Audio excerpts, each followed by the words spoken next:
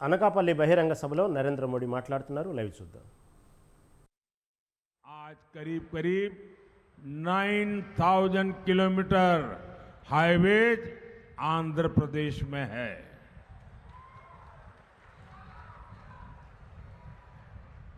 మిత్రులారా, ఇంతకు ముందు నాయకులు ఓట్లు అడిగితే ప్రజలు వాళ్ళని చేసిన పనుల యొక్క చిట్టా అడిగేవారు. కానీ ఇప్పుడు మోడీ తన పనుల చిట్టాని ప్రజలకు ఇస్తున్నారు. ప్రజలందరూ కూడా దాన్ని ఆమోదిస్తున్నారు. ఇక్కడ అనకాపల్లి నుండి అనంతపురం వరకు 6 రోడ్ల జాతీయ రహదారి నిర్మించాం. రాయ్పూర్ నుండి విశాఖపట్నం వరకు ఎక్స్ప్రెస్ హైవేని నిర్మాణంలో ఉంది. అలాగే కలకత్తా నుంచి చెన్నై ఎక్స్ప్రెస్ హైవే ఈ యొక్క ప్రాంతం నుంచి వెళ్తుంది.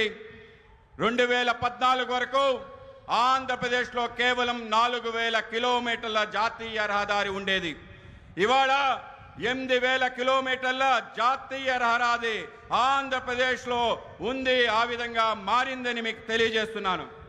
साथियों, केंद्र की एनडीए सरकार आंध्र प्रदेश के युवाओं के लिए काम कर रही है। यहाँ IIITDM Kurnool, IIT Tirupati, Eicher Tirupati जैसे संस्थान बन गए हैं। विशाखापट्टनम में IIM की स्थापना हुई है। यहाँ युवाओं के लिए पेट्रोलियम यूनिवर्सिटी खोली गई है। पुदीमड़ाका में ग्रीन एनर्जी पार्क को भी मंजूरी दी गई है। नक्कापल्ली में बल्क ड्रग पार्क शुरू करने के लिए 1,000 करोड़ की मदद दी गई है। इससे यहां निवेश बढ़ेगा और फार्मा सेक्टर में रोजगार पैदा होगा। మిత్రులారా, కేంద్రంలో ఉన్న ఎన్డీఏ ప్రభుత్వం ఆంధ్రప్రదేశ్ యువత కోసం పనిచేస్తుంది. ఇక్కడ IIIT Kurnool, IIT, IASR Tirupati అటువంటి సంస్థలు స్థాపించడం జరిగింది. విశాఖపట్నంలో ఐఐఎం స్థాపించబడింది. ఇక్కడ యువకుల కోసం పెట్రోలియం విశ్వవిద్యాలయం ప్రారంభించబడింది. పూడిమడకలో గ్రీన్ ఎనర్జీ పార్క్ ఆమోదించబడింది. నెక్కపల్లిలో బల్క్ డ్రగ్ పార్క్ ప్రారంభించేందుకు 1,000 కోట్ల సాయం అందించడమైంది. దీనివల్ల ఇక్కడ పెట్టుబడులు పెరుగుతాయి మరియు ఫార్మా రంగానికి ఉపాధి లభిస్తుంది. साथियों, अगर केंद्र सरकार आंध्र प्रदेश में इतना काम कर सकती है तो वाईएसआर कांग्रेस, उनकी सरकार क्यों नहीं कर सकती? बीजेपी का मंत्र है development, development, development. YSR Congress का मंत्र है करप्शन, करप्शन, करप्शन। ये विकास के हर कार्य में ब्रेक लगा रहे हैं। हमने विशाखापट्टनम को अलग रेलवे जोन बनाने की मंजूरी दी, लेकिन राज्य सरकार रेलवे मुख्यालय के लिए जमीन नहीं दे रही है। మిత్రులారా, ఆంధ్రప్రదేశ్లో కేంద్ర ప్రభుత్వం అనేక పనులు చేస్తుంది. కానీ వైఎస్ఆర్ కాంగ్రెస్ ప్రభుత్వం ఎందుకు చేయలేకపోతుంది? బీజేపీ మంత్రం అభివృద్ధి, అభివృద్ధి, అభివృద్ధి. వైఎస్ఆర్ కాంగ్రెస్ మంత్రం అవినీతి, అవినీతి, అవినీతి. ఇక్కడ వీళ్ళు అభివృద్ధి పనులకి అనేక రకాల ఆటంకాలు కల్పిస్తున్నారు. మేము విశాఖపట్నం కోసం ప్రత్యేక రైల్వే జోన్ ఆమోదించడం జరిగింది. కానీ రాష్ట్ర ప్రభుత్వం రైల్వే ముఖ్య కార్యాలయం కోసం భూమి ఇవ్వటం లేదు. साथियों, हमने आंध्र प्रदेश के गरीबों के लिए 24 लाख पीएम आवास स्वीकृत किए हैं, लेकिन वाईएसआर कांग्रेस, ये सरकार इसके आधे घर भी गरीबों के लिए नहीं बना पाई। मोदी गरीब की पीड़ा दूर कर रहा है, इन्हें उसमें भी पीड़ा है। इनका एक ही एजेंडा है, जहां करप्शन नहीं वहां काम नहीं।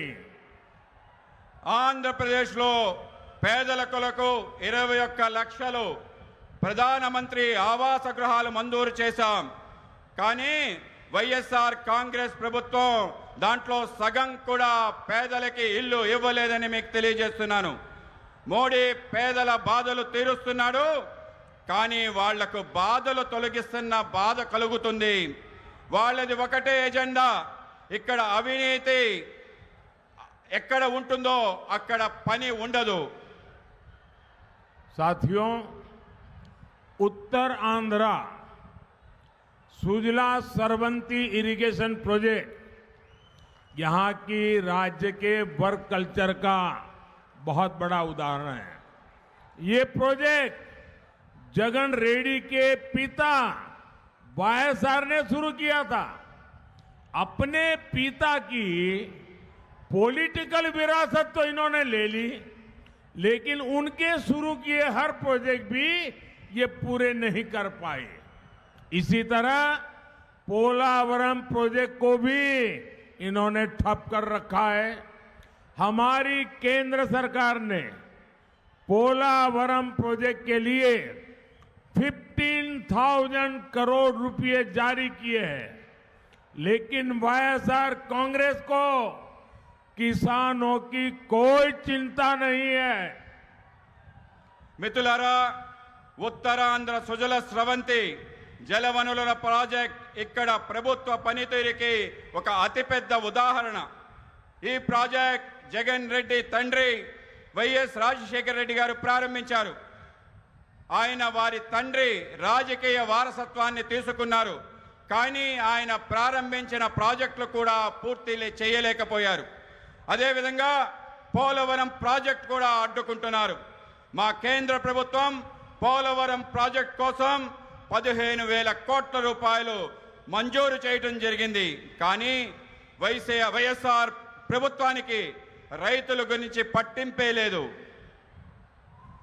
साथियों, अनकापल्ली और आंध्र प्रदेश गन्ना किसानों का इतना बड़ा केंद्र रहा है, लेकिन प्रदेश सरकार की नीतियों के कारण किसान परेशान है। किसान गन्ना उगाना छोड़ रहे हैं। इस इलाके में अधिकांश चीनी मिलें बंद हो गई है। మిత్రులారా, అనకాపల్లి మరియు ఆంధ్రప్రదేశ్ చేరుకు రైతులకి చాలా పెద్ద కేంద్రంగా ఉంది. కానీ రాష్ట్ర ప్రభుత్వ విధానం వల్ల రైతులు ఆందోళన చెందుతున్నారు. రైతులు చెరుకు పంటను పండించడం మానుకుంటున్నారు. ఈ ప్రాంతంలో చాలా చక్కెర పరిశ్రమలు మూతబడ్డాయి. मैं आंध्र प्रदेश के किसानों को आश्वस्त करना चाहता हूं, डबल इंजन की सरकार में यहां गन्ना किसानों के जीवन की मिठास वापस लौटेगी। मोदी का मिशन है हमारे गन्ना किसान ऊर्जादाता भी बनेंगे। आज मोदी पेट्रोल में इथेनॉल ब्लेंडिंग बढ़वा रहा है। इससे देश में करीब 80,000 करोड़ रुपीस गन्ना किसानों को मिले हैं। इसका बहुत बड़ा लाभ गन्ना किसानों को हो रहा है। నేను ఆంధ్రప్రదేశ్ రైతులకు హామీ ఇవ్వాలనుకుంటున్నాను. మా డబుల్ ఇంజిన్ ప్రభుత్వంతో చెరుకు రైతుల జీవితాల్లో తిరిగి మాధుర్యం తీసుకొస్తానని అంటున్నాను. మన చెరుకు రైతులు కూడా శక్తి దాతలుగా మారాలనేదే మోడీ లక్ష్యం. ఈరోజు మోడీ గారు పెట్రోల్లో ఇథనాల్ కలపడాన్ని ప్రోత్సహిస్తున్నారు. దీనివల్ల దేశంలోనే దాదాపు 8,000 కోట్ల రూపాయలు చెరుకు రైతులకు అందుతున్నాయి. దాంతో చెరుకు రైతులు భారీగా లబ్ధి పొందుతున్నారు. साथियों, एनडीए सरकार ने ही पहली बार हमारे फिशरमैन की भी चिंता की है. हमने फिशरीज सेक्टर के लिए अलग मंत्रालय शुरू किया. हमने फिशरमैन को किसान क्रेडिट कार्ड की सुविधा दी. बीजेपी ने अपने संकल्प पत्र में गारंटी दी है कि फिशरीज सेक्टर से जुड़े भाई बहनों के लिए बीमा कवरेज बढ़ाया जाएगा. हम फिशरीज से जुड़े प्रोडक्शन और प्रोसेसिंग क्लस्टर भी बनाएंगे. हम ఇవి ఇప్పటివరకు అప్డేట్స్. మరిన్ని అప్డేట్స్ కోసం చూస్తూనే ఉండండి స్వతంత్ర టీవీ.